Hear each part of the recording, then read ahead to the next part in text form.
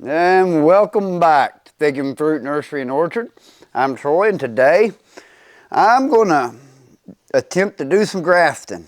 I've had some moderate success at it. You might want to pick somebody else to watch besides me to do this, but we're going to do some, and one of the reasons why I'm going to do this is, one of the biggest reasons is I want to try to inspire other people to do it because it's really not that hard. And number two, there's not hardly anybody, there's maybe one or two people that's doing any kind of rootstock research of what might be really good to graft to. Today we're going to be using Lsu Purple, and I'm going to graft 3 varieties onto it, and then we will compare how those 3 varieties grow on this rootstock in comparisons to how they grow on their own rootstock, and see if there's any advantages or disadvantages. Now we know, you may or may not know, Lsu Purple is supposed to be root knot nematode resistant. So it's actually fairly sought after for in-ground planting in Florida, where they have a lot of that problem with figs. So, and I've got several other rootstocks I'm going to be doing, and we're going to be trialing as this goes on. But this is going to be, and I have some that are already, larger trees that are already grafted, have been for years. So we're going to be adding to this grafting collection and making some videos and kind of doing some research on this and seeing just if there's any varieties out there that make better rootstock, and should we graft to them, and should we graft certain varieties to rootstock? Do they do better? Some questions we can answer. So to start off with, one of the more important things is you want to make sure that what you're grafting is approximately the same size. The wood that you're using to graft is approximately the same size as what you're going to be grafting to here. And this one here is pretty close. I'm going to try to graft on about 2 buds. It looks like, let's just cut this off about right here. Now see, that's a little bit big. That's pretty close right there. So let's just get this. This is a seedling from California that we're going to graft on here first, by the name of Ruby Rose. I'm going to do a whip and tongue on this one. Probably could cut that just a little bit more. There we go. Try to get that pretty close.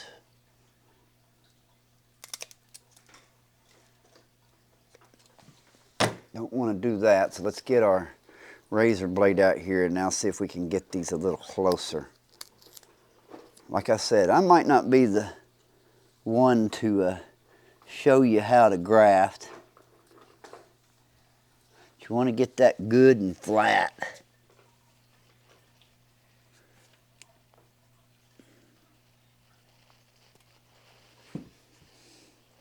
Try to get them real close to being about the same. That's real close. It's a little bit off. Maybe we can get a bigger bud out of this one somewhere here, because I'll single root these. Let's see if we trim this one here.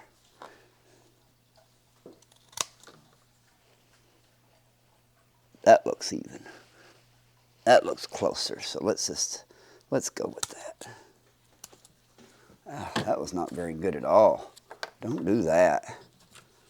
Good way to mess your stock up. You definitely want to have some sharp tools when you do this. As you can see, my tools are not very sharp. That'll make you cringe, won't it? I'm not getting this very flat, which is very important.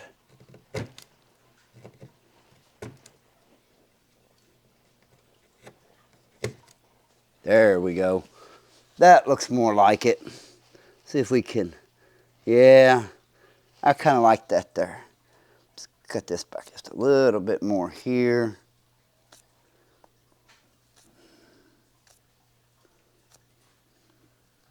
I like a razor knife because they're sharp. Yeah. All right, so you want to come like, oh, kind of just right up there past the,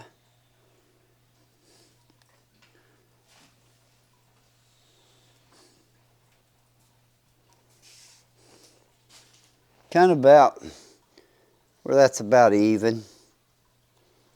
And then do the same thing here. We got a little node here we probably ought to, we'll get rid of that. Same thing here.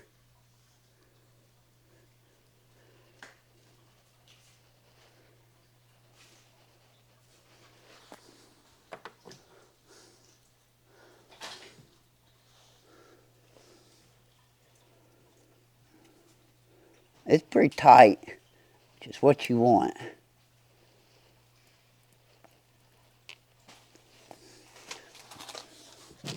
You don't really got to be a real good professional. You just got to get it. And I'm darn sure the furthest thing from a professional when it comes to this. I think I'm going to cut this off up here.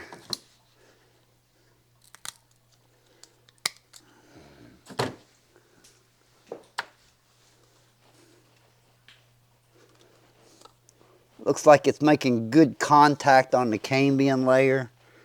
Kind of get it just turned just a little bit. This is just some stretchy, it's actually leather that my wife bought at Hobby Lobby to make necklaces with. And I thought it would be really good for this.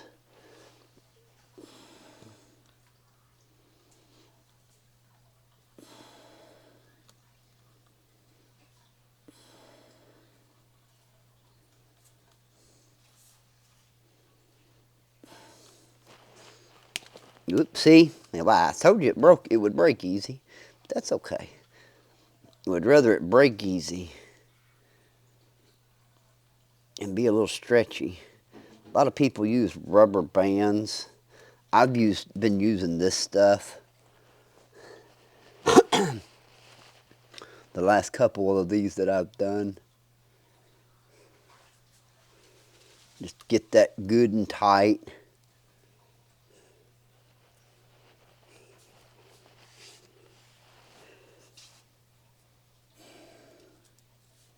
So that it can heal together.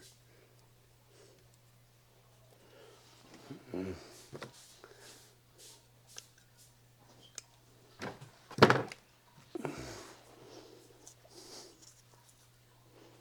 then I like to get you some paraffin and wrap it up.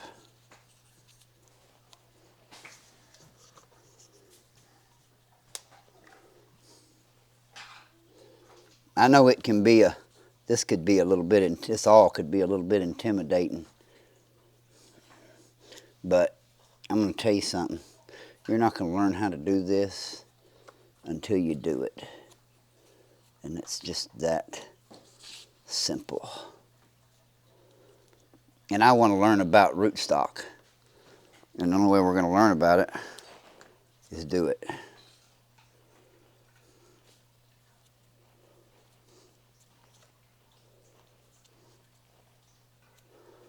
All right, we got that puppy on there good. Hopefully it will take. Now let's do another one.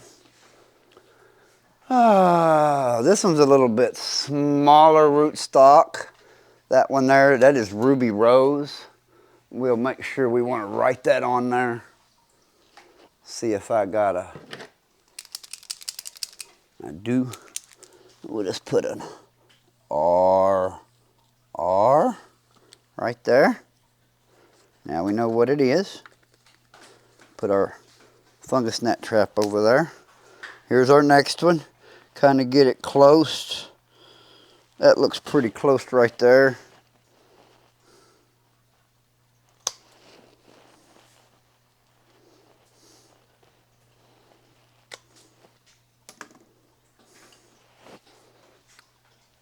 instead of trying to cut that this time, I'm gonna do it like that. That's a lot better actually. We're gonna do the same thing here.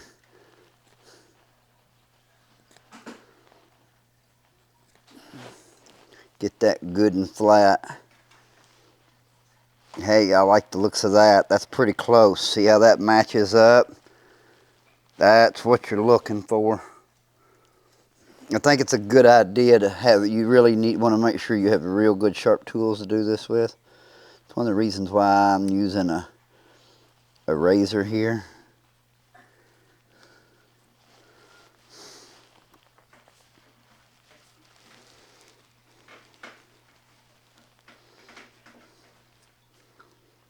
This here is Angelito.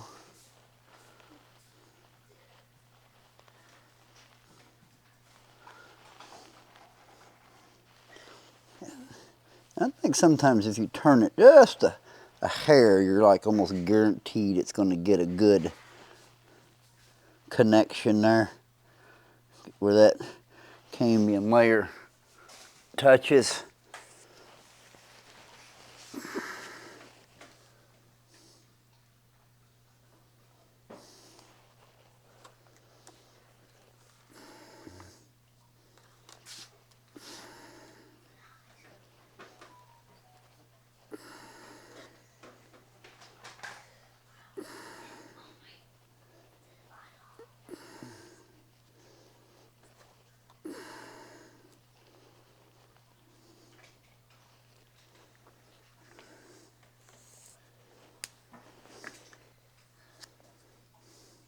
You know what? Let's kind of start up here this time.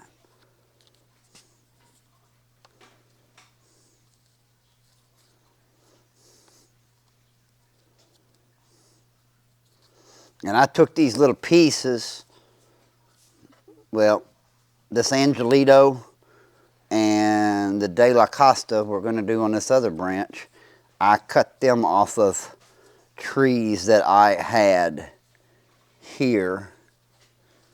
And then the Ruby Rose is one that it was a cutting I saved back that I had bought. All right. There's that one. Now, let's get this other one done. This is going to be, we want to put a name over here. A-N-G. We know what that is, and we know this is going to be De La Costa, so we'll go ahead and do that over here.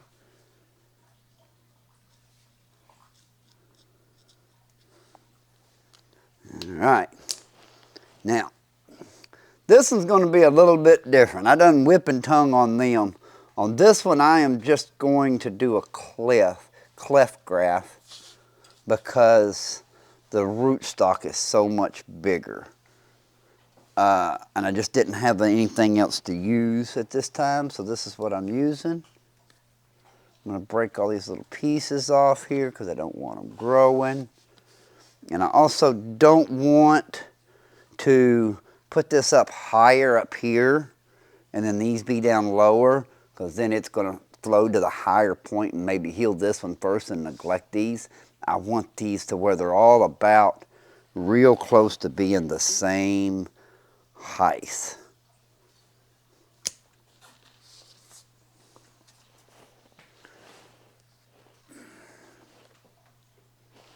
All right. Since we're going to be doing a cleft graft, let's cut that little piece out there. There we go. Now, just kind of go right down the middle with our razor blade here. That should be plenty. And then let's sharpen this one.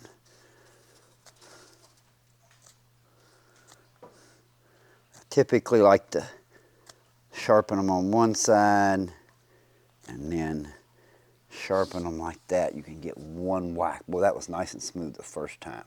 Let's see if we can get that in there.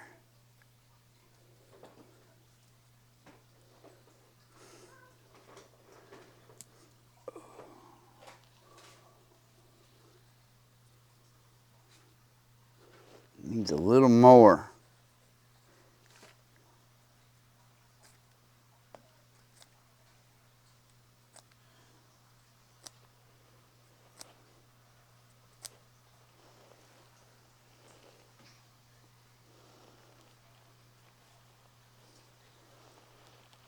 And I would recommend kind of turning it just a little bit. Not sure which way that's going to work the best, but there we go. Kind of turn that a little bit so that it has a chance to get hold, especially since it's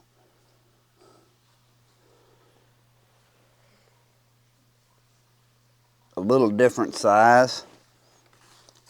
I believe I got it on both sides there, it looks like. Kind of pull it over here to the side a little bit. Oops. You know what I'm going to do? I'm going to take just a little bit out of the center of this back to an angle. There we go. That's what I took out of it. Now let's see if that fits any better. That fits way better.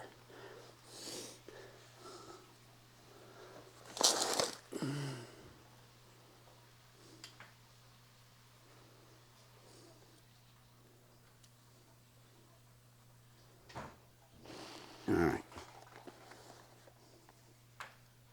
Perfect.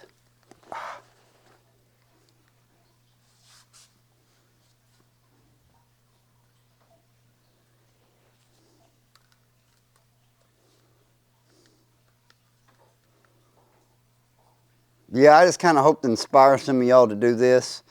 Try it out. Like I said, you don't got to be a pro. If you can see, I got those lined up good there.